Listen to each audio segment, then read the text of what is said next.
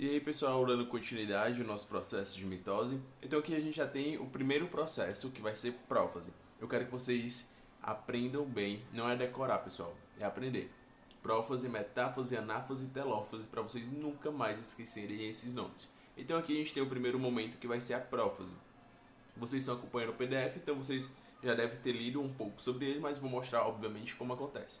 Então aqui nós temos as células e aqui tem o centrosomo. Lembram lá que eu tinha falado da duplicação do centro celular, que vai para polos opostos? Então esses são os centros celulares, vão para polos opostos e a nomenclatura agora se chama centrosomo.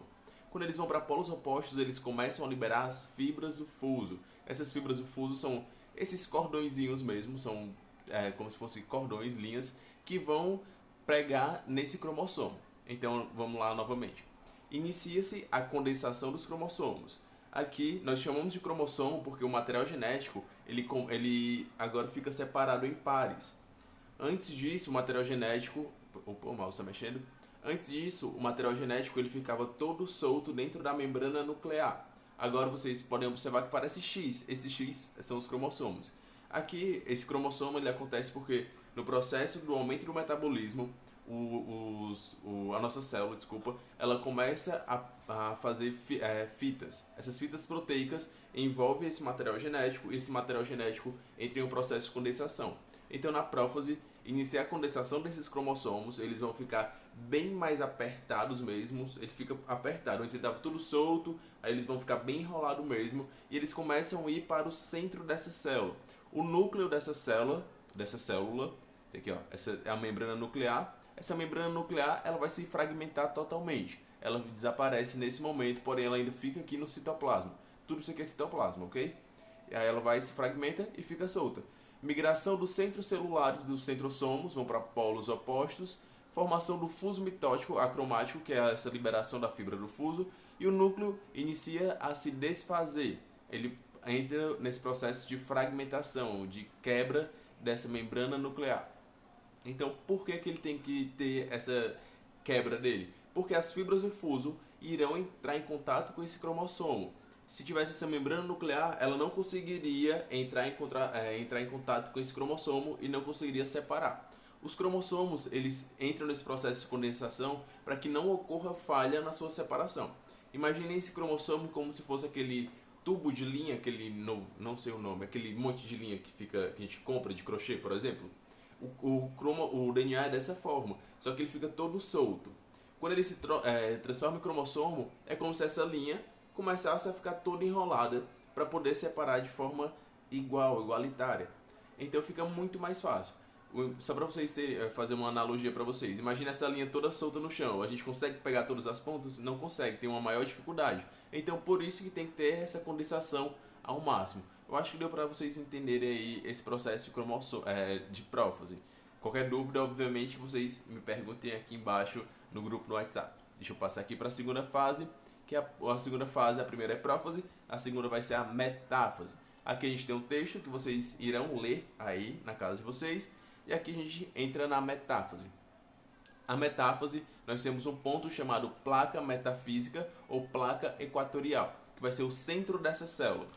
Todo o seu material genético, todo o cromossomo, ele precisa ir para o centro da célula. Por que ele precisa ir para o centro? Para separar de forma igualitária.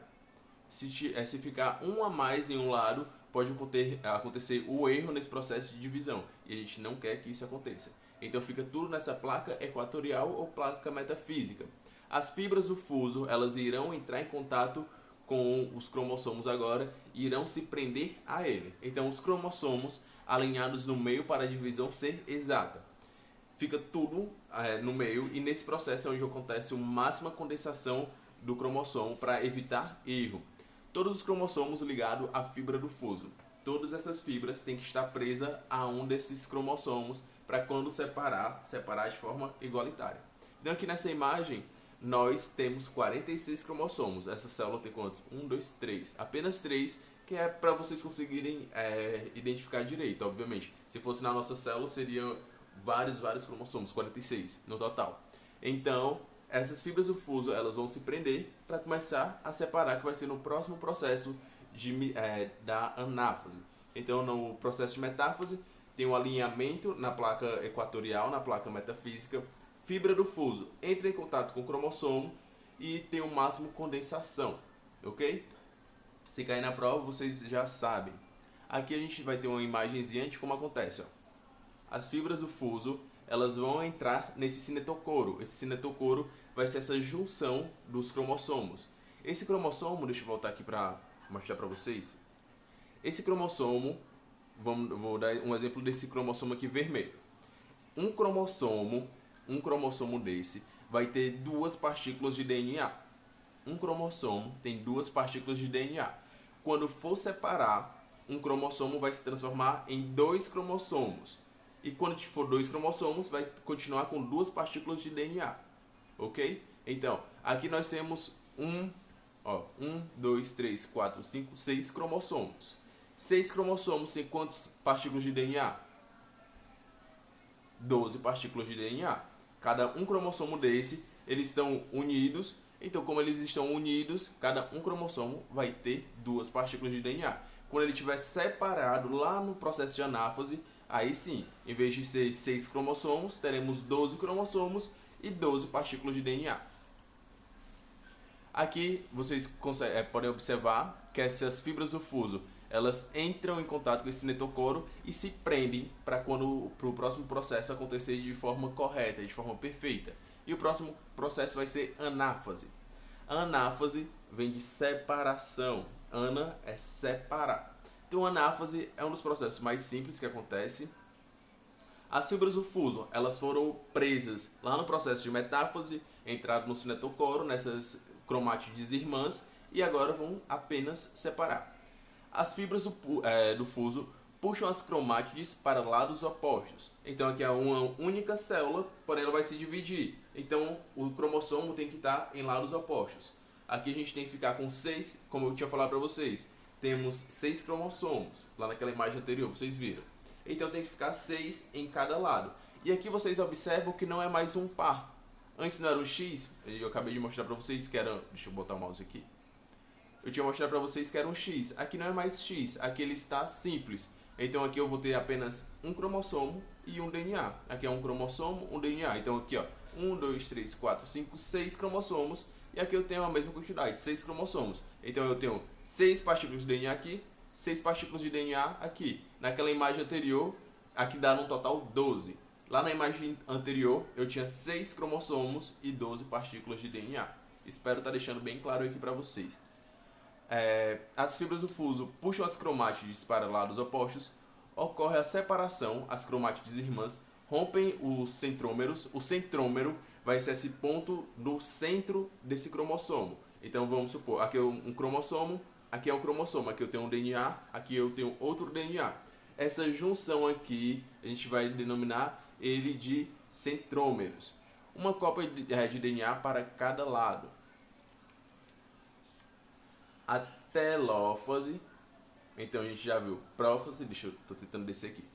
Prófase, metáfase, anáfase e a telófase. Então finalizamos o processo de mitose na telófase.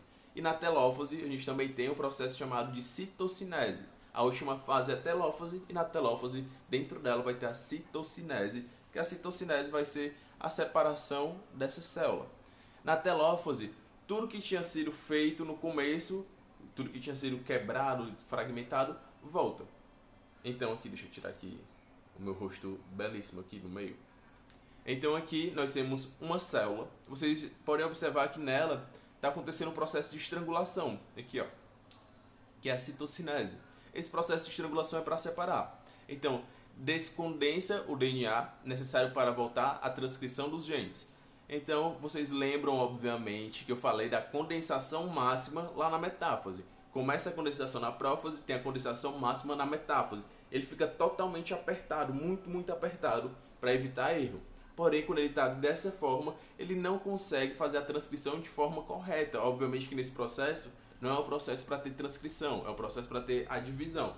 Então, a transcrição, pessoal, é para mandar ordens para a célula, ok? Então, nesse momento, ele estava condensado ao máximo e agora ele volta a ficar solto dentro dessa célula. volta ao envoltório nuclear. Eu falei para vocês que lá no começo, na prófase, esse envoltório nuclear, eu fico olhando para cá, mas tem que olhar para cá.